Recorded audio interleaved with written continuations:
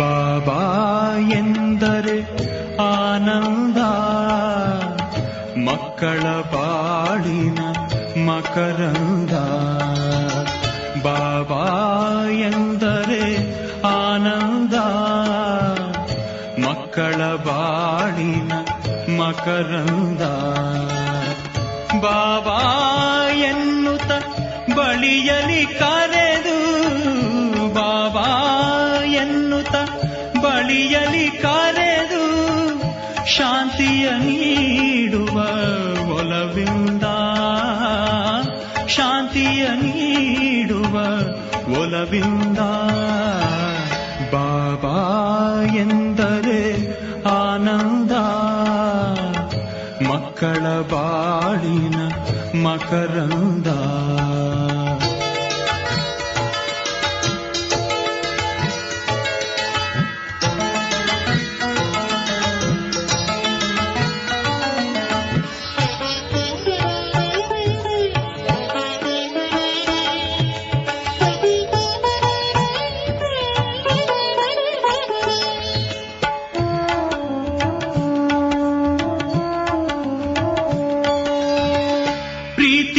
ಚಿಲುಮೆಯೇ ಬಾಬಾ,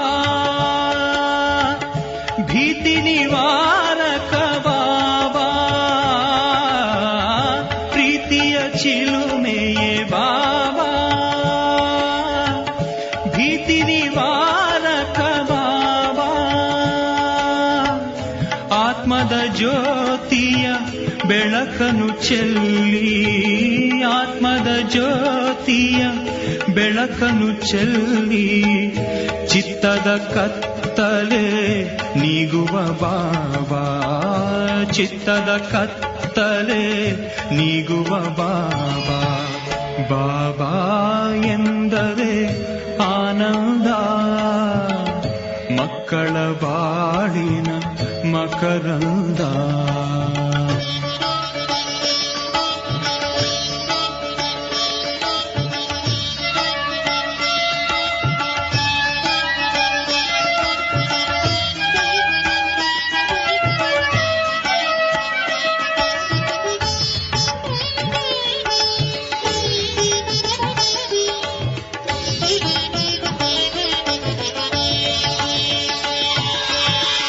ಮಕ್ಕಳ ತಂದೆಯೇ ಬಾಬಾ,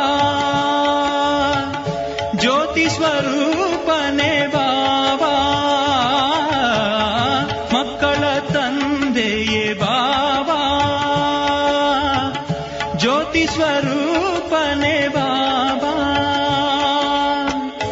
ಆತ್ಮದ ಮಾರ್ಗದಿ ಮುಂದಕ್ಕೆ ನಡೆಯೇ, ಆತ್ಮದ ಮಾರ್ಗದಿ ಮುಂದಕ್ಕೆ ನಡೆಯೇ, ಮುಕ್ತಿಯ ದಾರಿಯ ತೋರುವ ಬಾಬಾ, ಮುಕ್ತಿಯ ದಾರಿಯ ತೋರುವ ಬಾಬಾ. ಬಾಬಾ ಎಂದರೆ ಆನಂದ, ಮಕ್ಕಳ ಬಾಳಿನ ಮಕರಂದ.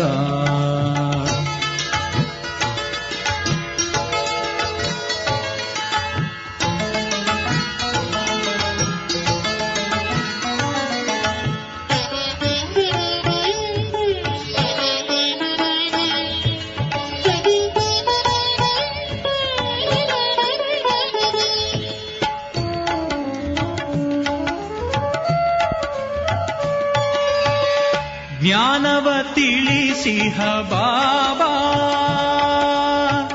ಯೋಗವ ಕಲಿಸಿಹ ಬಾಬಾ. ಜ್ಞಾನವ ತಿಳಿಸಿಹ ಬಾಬಾ, ಯೋಗವ ಕಲಿಸಿಹ ಬಾಬಾ. ಯೋಗದ ಮಾರ್ಗದಿ ಮುಂದಕ್ಕೆ ನಡೆಯೇ, ಯೋಗದ ಮಾರ್ಗದಿ ಮುಂದಕ್ಕೆ ನಡೆಯೇ, ದೇಹದ ಸ್ಮೃತಿಯನು ಮರೆಸುವ ಬಾಬಾ, ದೇಹದ ಸ್ಮೃತಿಯನು ಮರೆಸುವ ಬಾಬಾ. ಬಾಬಾ ಎಂದರೆ ಆನಂದ, ಮಕ್ಕಳ ಬಾಳಿನ ಮಕರಂದ. ಬಾಬಾ ಬಾಬಾ ಎಂದರೆ ಆನಂದ, ಮಕ್ಕಳ ಬಾಳಿನ ಮಕರಂದ. ಬಾಬಾ ಎನ್ನುತ್ತ ಬಳಿಯಲಿ ಕರೆದು, ಬಾಬಾ ಎನ್ನುತ್ತ ಬಳಿಯಲಿ ಕರೆದು, ಶಾಂತಿಯ ನೀಡುವ ಒಲವಿಂದ, ಶಾಂತಿಯ ನೀಡುವ ಒಲವಿಂದ. ಬಾಬಾ ಎಂದರೆ ಆನಂದ, ಮಕ್ಕಳ ಬಾಳಿನ ಮಕರಂದ.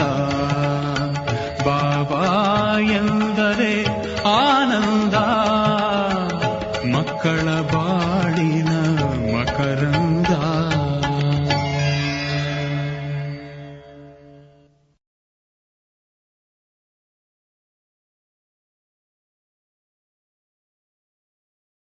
ಓಂ ಶಾಂತಿ. ಇಂದಿನ ದಿನಾಂಕ 5/6/2026. ಪ್ರಾರ್ಥ ಮುರಳಿ ಬಾಪ್ ತಾದ ಮಧುಬನ. ಮಧುರ ಮಕ್ಕಳೇ, ಯಾವಾಗ ಈ ಹಳೆಯ ಪ್ರಪಂಚದಿಂದ ಬೇಅದ್ದಿನ ವೈರಾಗ್ಯ ಬರುವುದೋ ಆಗಲೇ ತಂದೆಯ ಜೊತೆಯಲ್ಲಿ ಹೋಗಲು ಸಾಧ್ಯ.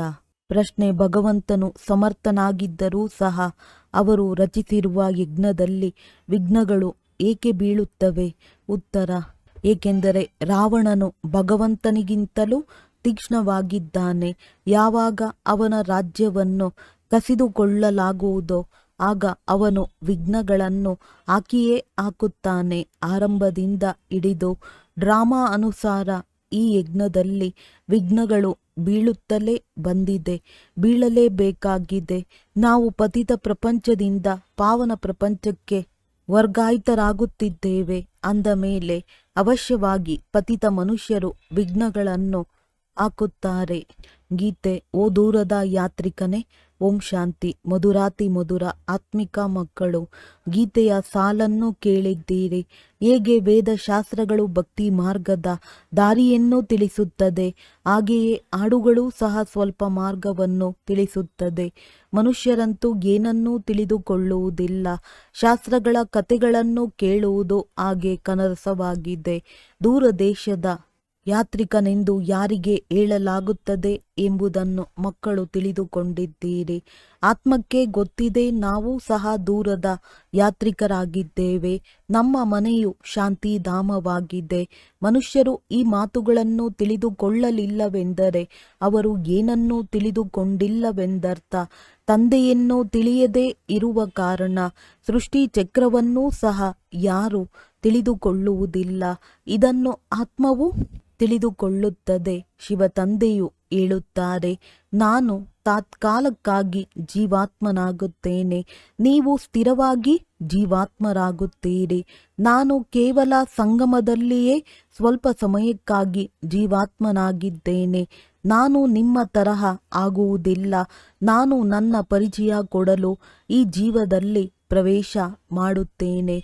ಇಲ್ಲವಾದರೆ ನಿಮಗೆ ಹೇಗೆ ಪರಿಚಯ ಕೊಡಲಿ?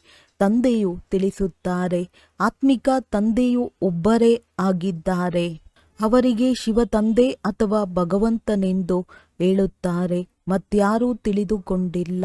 ಇದರಲ್ಲಿ ಪವಿತ್ರತೆಯದು ಬಂಧನವಿದೆ.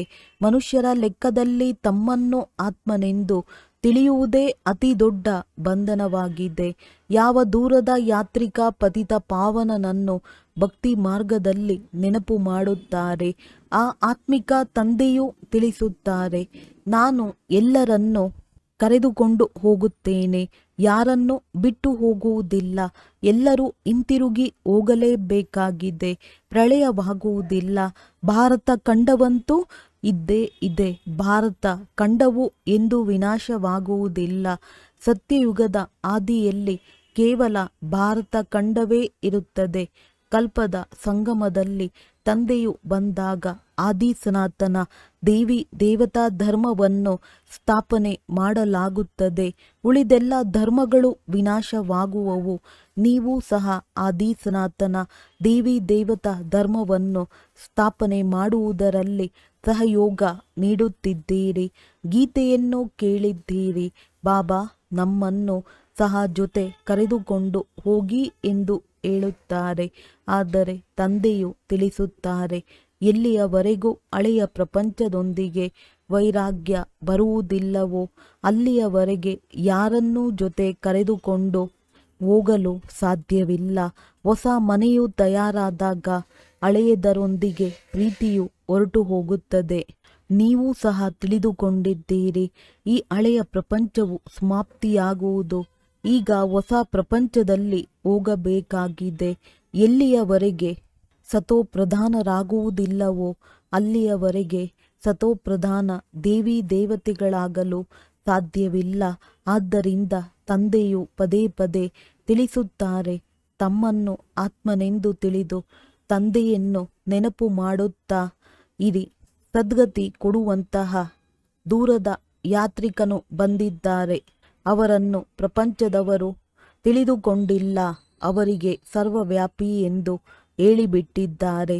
ಈಗ ನೀವು ಮಕ್ಕಳು ನಂಬರ್ ವಾರ್ ಪುರುಷಾರ್ಥದನುಸಾರ ತಿಳಿದುಕೊಂಡಿದ್ದೀರಿ. ನಾವು ಶಿವ ತಂದೆಯ ಸಂತಾನರಾಗಿದ್ದೇವೆ. ಮಧುಬನಕ್ಕೆ ಬಂದಾಗಲೂ ಸಹ ನಾವು ಬಾಪ್ ದಾದಾರವರ ಬಳಿ ಹೋಗುತ್ತೇವೆಂದು ತಿಳಿಯುತ್ತಾರೆ. ಅಂದ ಮೇಲೆ ಇದು ಪರಿವಾರವಾಯಿತು. ಇದು ಈಶ್ವರೀಯ ಪರಿವಾರವಾಗಿದೆ. ಯಾರಿಗೆ ಬಹಳ ಮಂದಿ ಮಕ್ಕಳಿರುವರೋ ಅವರದ್ದು ಬಹಳ ದೊಡ್ಡ ಪರಿವರ್ತನೆಯಾಗಿ ಬಿಡುತ್ತದೆ. ಶಿವ ತಂದೆಗೂ ಸಹ ಯಾವ ಬಿಕೆ ಸಹೋದರಿಯರಿದ್ದಾರೆಯೋ ಇವರದ್ದು ಸಹ ಬಹಳ ದೊಡ್ಡ ಪರಿವರ್ತನೆಯಾಗುತ್ತದೆ. ಬ್ರಹ್ಮ ಕುಮಾರ ಕುಮಾರಿಯರೆಲ್ಲರೂ ತಿಳಿದುಕೊಂಡಿದ್ದೀರಿ, ನಾವು ಬೇಹದ್ದಿನ ತಂದೆಯಿಂದ ಆಸ್ತಿಯನ್ನು ತೆಗೆದುಕೊಳ್ಳುತ್ತೇವೆ. ಶಾಸ್ತ್ರಗಳಲ್ಲಿ ಪಾಂಡವರು ಮತ್ತು ಕೌರವರು ಜೂಜಾಟವನ್ನು ಆಡಿದರು, ಅದರ ರಾಜ್ಯವನ್ನೇ ಪಣವಾಗಿ ಇಟ್ಟರು ಎಂದು ತೋರಿಸುತ್ತಾರೆ. ಈಗ ರಾಜ್ಯವು ಕೌರವರಿಗೂ ಇಲ್ಲ, ಪಾಂಡವರಿಗೂ ಇಲ್ಲ, ಕಿರೀಟ ಇತ್ಯಾದಿಗಳೂ ಇಲ್ಲ. ಅವರನ್ನು ನಗರದಿಂದಲೇ ಹೊರಗೆ ಕಳುಹಿಸಲಾಯಿತು. ಆಯುಧಗಳನ್ನು ತೆಗೆದುಕೊಂಡು ಹೋಗಿ ಒಂದು ಕಡೆ ಬಚ್ಚಿಟ್ಟರು ಎಂದು ತೋರಿಸುತ್ತಾರೆ. ಇವೆಲ್ಲವೂ ದಂತಕಥೆಗಳಾಗಿವೆ. ಪಾಂಡವರ ರಾಜ್ಯವಾಗಲಿ ಕೌರವರ ರಾಜ್ಯವಾಗಲಿ ಇಲ್ಲ. ಅವರ ಪರಸ್ಪರ ಯುದ್ಧವು ನಡೆಯಲಿಲ್ಲ. ರಾಜರ ನಡುವೆ ಯುದ್ಧವಾಗುತ್ತದೆ. ಇವರಂತೂ ಸಹೋದರರಾಗಿದ್ದಾರೆ. ಕೌರವರು ಮತ್ತು ಯಾದವರ ಯುದ್ಧವಾಯಿತು. ಬಾಕಿ ಸಹೋದರರು ಒಬ್ಬರು ಇನ್ನೊಬ್ಬರನ್ನು ಹೇಗೆ ಸಮಾಪ್ತಿ ಮಾಡುವರು? ಪಾಂಡವರು ಕೌರವರು ಒಡೆದಾಡಿದರು. ಕೊನೆಗೆ 5 ಜನ ಪಾಂಡವರು ಉಳಿದುಕೊಂಡರು. ಜೊತೆಗೆ ಒಂದು ನಾಯಿಯೂ ಉಳಿದುಕೊಂಡಿತು. ಅವರೂ ಸಹ ಪರ್ವತಗಳ ಮೇಲೆ ಹೋಗಿ ಕರಗಿ ಹೋದರೆಂದು ತೋರಿಸುತ್ತಾರೆ. ಆಟವೇ ಸಮಾಪ್ತಿ. ಇದರಿಂದ ರಾಜಯೋಗಕ್ಕೆ ಅರ್ಥವೇ ಬರುವುದಿಲ್ಲ. ಈಗ ನೀವು ಮಕ್ಕಳು ತಿಳಿದುಕೊಂಡಿದ್ದೀರಿ, ತಂದೆಯು ಕಲ್ಪವೂ ಬಂದು ಒಂದು ಧರ್ಮದ ಸ್ಥಾಪನೆ ಮಾಡುತ್ತಾರೆ. ಏ ಪತಿತ ಪಾವನ ತಂದೆಯೇ ಬನ್ನಿ, ಬಂದು ಪತಿತರಿಂದ ಪಾವನರನ್ನಾಗಿ ಮಾಡಿ ಎಂದು ಅವರನ್ನೇ ಕರೆಯುತ್ತಾರೆ. ಸತ್ಯಯುಗದಲ್ಲಿ ಸೂರ್ಯವಂಶಿ ರಾಜಧಾನಿಯೇ ಇರುತ್ತದೆ. ಬ್ರಹ್ಮರವರ ಮೂಲಕ ವಿಷ್ಣುಪುರಿಯ ಸ್ಥಾಪನೆಯಾಗುತ್ತಿದೆ. ಈಗ ತಂದೆಯೂ ಬಂದಿದ್ದಾರೆ ಅಂದ ಮೇಲೆ ಅವರ ಆದೇಶದಂತೆ ನಡೆಯಬೇಕಾಗಿದೆ. ಕಮಲ ಪುಷ್ಪ ಸಮಾನ ಪವಿತ್ರರಾಗಿರಬೇಕಾಗಿದೆ. ಗೃಹಸ್ಥ ವ್ಯವಹಾರದಲ್ಲಿರುತ್ತಾ ಕಮಲ ಪುಷ್ಪ ಸಮಾನರಾಗಿರಿ ಎಂದು ಕನ್ಯೆಯರಿಗೆ ಹೇಳಲಾಗುವುದಿಲ್ಲ. ಅವರಂತೂ ಪವಿತ್ರರಾಗಿಯೇ ಇದ್ದಾರೆ. ಇದನ್ನು ಗೃಹಸ್ಥಿಗಳಿಗಾಗಿ ಹೇಳಲಾಗುತ್ತದೆ. ಕುಮಾರ ಕುಮಾರಿಯರಂತೂ ವಿವಾಹ ಮಾಡಿಕೊಳ್ಳಲೇಬಾರದು. ಇಲ್ಲದಿದ್ದರೆ ಅವರೂ ಸಹ ಗೃಹಸ್ಥಿಯಾಗಿ ಬಿಡುವರು. ಕೆಲವು ಗಂಧರ್ವ ವಿವಾಹಗಳ ಹೆಸರು ಇದೆ. ಕನ್ಯೆಯರ ಮೇಲೆ ಬಹಳ ಪೆಟ್ಟು ಬಿದ್ದಾಗ ಅಂತಹ ಸಂಕಷ್ಟ ಪರಿಸ್ಥಿತಿಯಲ್ಲಿ ಗಂಧರ್ವ ವಿವಾಹ ಮಾಡಿಸಲಾಗುತ್ತದೆ. ವಾಸ್ತವದಲ್ಲಿ ಪೆಟ್ಟುಗಳನ್ನು ಸಹನೆ ಮಾಡಿದರೂ ಪರವಾಗಿಲ್ಲ, ಆದರೆ ಅದರ್ ಕುಮಾರಿಯಾಗಬಾರದು. ಬಾಲ ಬ್ರಹ್ಮಚಾರಿಯ ಹೆಸರು ಬಹಳ ಪ್ರಸಿದ್ಧವಾಗುತ್ತದೆ. ವಿವಾಹ ಮಾಡಿಕೊಂಡರೆ ಅರ್ಧಾಂಗಿಯಾಗಿ ಬಿಡುವರು. ಕುಮಾರರಿಗೆ ಹೇಳಲಾಗುತ್ತದೆ, ನೀವಂತೂ ಪವಿತ್ರರಾಗಿರಿ. ಗೃಹಸ್ಥ ವ್ಯವಹಾರದಲ್ಲಿರುವವರಿಗೆ ಹೇಳಲಾಗುತ್ತದೆ, ಗೃಹಸ್ಥ ವ್ಯವಹಾರದಲ್ಲಿರುತ್ತಾ ಕಮಲ ಪುಷ್ಪ ಸಮಾನವಾಗಿರಿ. ಅವರಿಗೆ ಪರಿಶ್ರಮವಾಗುತ್ತದೆ. ವಿವಾಹ ಮಾಡಿಕೊಳ್ಳದಿದ್ದರೆ ಬಂಧನವಿರುವುದಿಲ್ಲ. ಕನ್ಯೆಯರಂತೂ ಓದಬೇಕಾಗಿದೆ. ಮತ್ತು ಜ್ಞಾನದಲ್ಲಿ ಬಹಳ ದೃಢವಾಗಿರಬೇಕಾಗಿದೆ. ಚಿಕ್ಕ ಕುಮಾರಿಯರು ಅಪ್ರಾಪ್ತ ವಯಸ್ಕವರಿದ್ದಾರೆಯೋ ಅವರನ್ನು ನಾವು ಇಟ್ಟುಕೊಳ್ಳಲು ಸಾಧ್ಯವಿಲ್ಲ. ಅವರು ತಮ್ಮ ಮನೆಯಲ್ಲಿದ್ದೇ ಓದಬಹುದು. ಒಂದು ವೇಳೆ ಅವರ ಮಾತಾಪಿತರು ಜ್ಞಾನದಲ್ಲಿ ಬಂದರೆ ಅವರನ್ನು ಇಟ್ಟುಕೊಳ್ಳಬಹುದು. ಇದು ಶಾಲೆಗೆ ಶಾಲೆಯೂ ಆಗಿದೆ, ಮನೆಗೆ ಮನೆಯೂ ಆಗಿದೆ ಮತ್ತು ಸತ್ಸಂಗವೂ ಆಗಿದೆ. ಸತ್ಯವೆಂದರೆ ಒಬ್ಬ ತಂದೆಯಾಗಿದ್ದಾರೆ. ಓ ದೂರದ ಯಾತ್ರಿಕನೇ ಎಂದು ಅವರಿಗೆ ಹೇಳುತ್ತಾರೆ. ಆತ್ಮವು ಪವಿತ್ರವಾಗುತ್ತದೆ. ತಂದೆಯು ಹೇಳುತ್ತಾರೆ, ನಾನು ಯಾತ್ರಿಕನು, ಸದಾ ಪವಿತ್ರನಾಗಿರುತ್ತೇನೆ. ನಾನು ಬಂದು ಎಲ್ಲ ಆತ್ಮರನ್ನು ಪವಿತ್ರ ಸುಂದರರನ್ನಾಗಿ ಮಾಡುತ್ತೇನೆ. ಮತ್ಯಾವುದೇ ಯಾತ್ರಿಕರು ಈ ರೀತಿ ಇರುವುದಿಲ್ಲ. ತಂದೆಯು ತಿಳಿಸುತ್ತಾರೆ, ನಾನು ರಾವಣ ರಾಜ್ಯದಲ್ಲಿ ಬಂದಿದ್ದೇನೆ. ಈ ಶರೀರವು ಪರ ಆಗಿದೆ, ಇದು ನನ್ನ ಶರೀರವಾಗಿದೆ ಎಂದು ನೀವಾತ್ಮರು ಹೇಳುತ್ತೀರಿ. ತಂದೆಯು ಹೇಳುತ್ತಾರೆ, ಇದು ನನ್ನ ಶರೀರವಲ್ಲ, ಇದು ಇವರ ಶರೀರವಾಗಿದೆ. ಈ ಪತಿತ ಶರೀರವು ನನ್ನದಲ್ಲ. ಇವರ ಬಹಳ ಜನ್ಮಗಳ ಅಂತಿಮದಲ್ಲಿ ನಾನು ಬರುತ್ತೇನೆ. ಯಾರು ನಂಬರ್ 1 ಪಾವನರಾಗಿದ್ದರೋ ಅವರೇ ಕೊನೆಯಲ್ಲಿ ವಿಕಾರಿಯಾಗುತ್ತಾರೆ. ಮೊಟ್ಟ ಮೊದಲಿಗೆ 16 ಕಲಾ ಸಂಪೂರ್ಣನಾಗಿದ್ದರು. ಈಗ ಯಾವುದೇ ಕಲೆ ಇಲ್ಲ. ವಾಸ್ತವದಲ್ಲಿ ಎಲ್ಲರೂ ಪತಿತರಾಗಿದ್ದಾರೆ. ಅಂದಾಗ ತಂದೆಯು ದೂರ ದೇಶದ ಯಾತ್ರಿಕನಾದರಲ್ಲವೇ? ನೀವಾತ್ಮರೂ ಸಹ ಯಾತ್ರಿಕರಾಗಿದ್ದೀರಿ. ಇಲ್ಲಿ ಬಂದು ಪಾತ್ರವನ್ನಭಿನಯಿಸುತ್ತೀರಿ. ಈ ಸೃಷ್ಟಿ ಚಕ್ರವನ್ನು ಯಾರೂ ಅರಿತುಕೊಂಡಿಲ್ಲ. ಬಲೆ ಯಾರೆಷ್ಟಾದರೂ ಶಾಸ್ತ್ರಗಳನ್ನು ಓದಿರಬಹುದು, ಆದರೆ ಈ ಜ್ಞಾನವನ್ನು ಯಾರೂ ತಿಳಿಸಲು ಸಾಧ್ಯವಿಲ್ಲ. ನಾನು ಇವರ ತನುವಿನಲ್ಲಿ ಪ್ರವೇಶ ಮಾಡಿ ಆತ್ಮರಿಗೆ ಜ್ಞಾನ ಕೊಡುತ್ತೇನೆ. ಅಲ್ಲಿ ಮನುಷ್ಯರಿಗೆ ಶಾಸ್ತ್ರಗಳ ಜ್ಞಾನವನ್ನು ತಿಳಿಸುತ್ತಾರೆ. ಅವರು ಭಕ್ತರಾದರೂ ಸದ್ಗತಿ ದಾತನು ಒಬ್ಬರೇ ಆಗಿದ್ದಾರೆ. ಅವರೇ ಜ್ಞಾನ ಸಾಗರನಾಗಿದ್ದಾರೆ. ಅವರನ್ನು ಅರಿತುಕೊಳ್ಳದ ಕಾರಣ ದೇಹಾಭಿಮಾನವು ಬಂದು ಬಿಡುತ್ತದೆ. ಅವರ್ಯಾರೂ ಸಹ ತಮ್ಮನ್ನು ಆತ್ಮನಿಶ್ಚಯ ಮಾಡಿಕೊಳ್ಳಿ ಎಂದು ಹೇಳುವುದಿಲ್ಲ. ಆತ್ಮವೇ ಓದುತ್ತದೆ ಎಂಬುದನ್ನು ಯಾರೂ ತಿಳಿಸುವುದಿಲ್ಲ, ಏಕೆಂದರೆ ದೇಹಾಭಿಮಾನವಿದೆ. ಈಗ ದೂರದ ಯಾತ್ರಿಕನೆಂದು ಶಿವತಂದೆಗೆ ಹೇಳುತ್ತಾರೆ. ನೀವು ತಿಳಿದುಕೊಂಡಿದ್ದೀರಿ, ನಾವು 84 ಜನ್ಮಗಳ ಚಕ್ರವನ್ನು ಸುತ್ತಿದ್ದೇವೆ. ತಂದೆಯು ಹೇಳುತ್ತಾರೆ, 5000 ವರ್ಷಗಳ ಮೊದಲು ಸಹ ತಿಳಿಸಿದ್ದೆವು. ಮಕ್ಕಳೇ, ನೀವು ತಮ್ಮ ಜನ್ಮಗಳನ್ನು ಅರಿತುಕೊಂಡಿಲ್ಲ, ನಾನು ಅರಿತಿದ್ದೇನೆ. ಗೀತೆಯಲ್ಲಿ ಹಿಟ್ಟಿನಲ್ಲಿ ಉಪ್ಪಿನಷ್ಟು ಕೆಲವೊಂದು ಮಾತುಗಳು ಸರಿಯಾಗಿದೆ. ಅದೇ ಗೀತಾ ಭಾಗ, ಅದೇ ಮಹಾಭಾರತ ಯುದ್ಧ, ಅದೇ ಮನ್ಮನಾಭವ ಮಧ್ಯಾಜೀಭವದ ಜ್ಞಾನವಾಗಿದೆ. ನನ್ನೊಬ್ಬನನ್ನೇ ನೆನಪು ಮಾಡಿ. ಯುದ್ಧವೂ ಸಹ ಅವಶ್ಯವಾಗಿ ಆಯಿತು. ಪಾಂಡವರ ವಿಜಯವಾಯಿತು. ವಿಷ್ಣುವಿನ ವಿಜಯ ಮಾಲೆಯ ಗಾಯನವೂ ಇದೆ. ಪಾಂಡವರು ಪರ್ವತಗಳ ಮೇಲೆ ಕರಗಿ ಹೋದರೆಂದು ಶಾಸ್ತ್ರಗಳಲ್ಲಿ ತೋರಿಸಿದ್ದಾರೆ. ಅಂದ ಮೇಲೆ ಮಾಲೆಯು ಎಲ್ಲಿ ಆಯಿತು? ಈಗ ನೀವು ತಿಳಿದುಕೊಂಡಿದ್ದೀರಿ. ವಿಷ್ಣುವಿನ ಮಾಲೆಯಾಗಲು ನಾವಿಲ್ಲಿ ಬಂದಿದ್ದೇವೆ.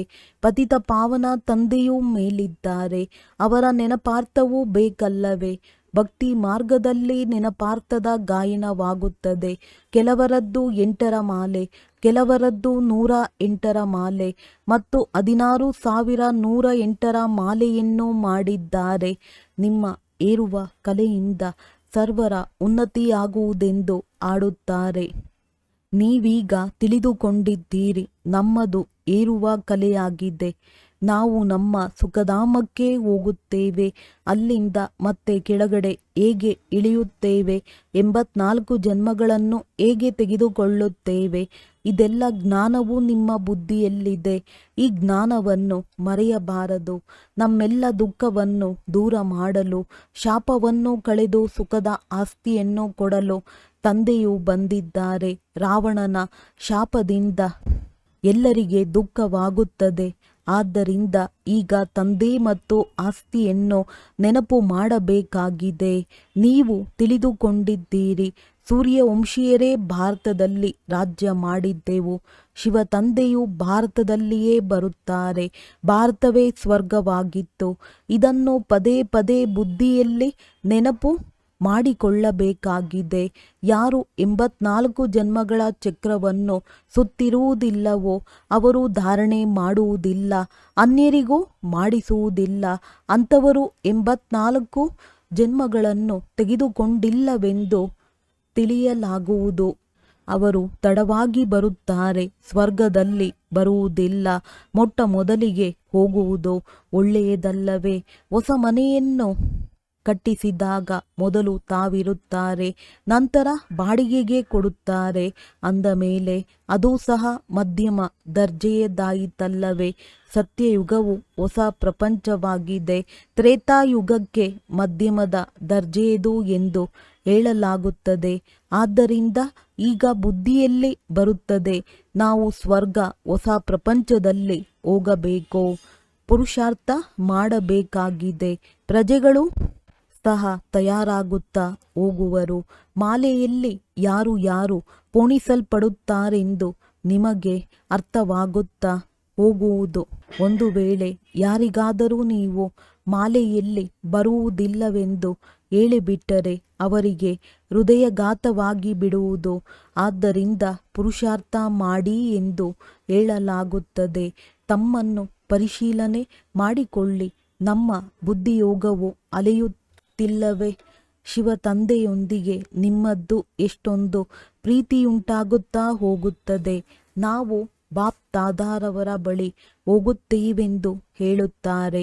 ಶಿವ ತಂದೆಯಿಂದ ದಾದಾರವರ ಮೂಲಕ ಆಸ್ತಿಯನ್ನು ತೆಗೆದುಕೊಳ್ಳಲು ಹೋಗುತ್ತೀರಿ. ಇಂತಹ ತಂದೆಯ ಬಳಿಗಂತೂ ಬಹಳಷ್ಟು ಬಾರಿ ಹೋಗಬೇಕು. ಆದರೆ ಗೃಹಸ್ಥ ವ್ಯವಹಾರವನ್ನು ಸಂಭಾಲನೆ ಮಾಡಬೇಕಾಗಿದೆ.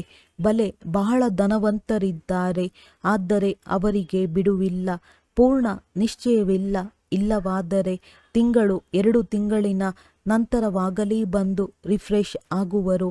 ಅವರಿಗೆ ಪದೇ ಪದೇ ತಂದೆಯ ಕಡೆ ಸೆಳೆತವಾಗುವುದು. ಸೂಜಿಯ ಮೇಲೆ ತುಕ್ಕು ಹಿಡಿದಿದ್ದರೆ ಅಯಸ್ಕಾಂತವು ಅದನ್ನು ಸೆಳೆಯುವುದಿಲ್ಲ. ಯಾರಿಗೆ ತಂದೆಯ ಜೊತೆ ಸಂಪೂರ್ಣ ಯೋಗವಿರುವುದೋ ಅವರಿಗೆ ಕೂಡಲೇ ಆಕರ್ಷಣೆಯಾಗುತ್ತದೆ, ಓಡೋಡಿ ಬರುತ್ತಾರೆ. ಎಷ್ಟು ತುಕ್ಕು ಕಳೆಯುತ್ತಾ ಹೋಗುವುದೋ ಅಷ್ಟು ಆಕರ್ಷಣೆಯಾಗುವುದು.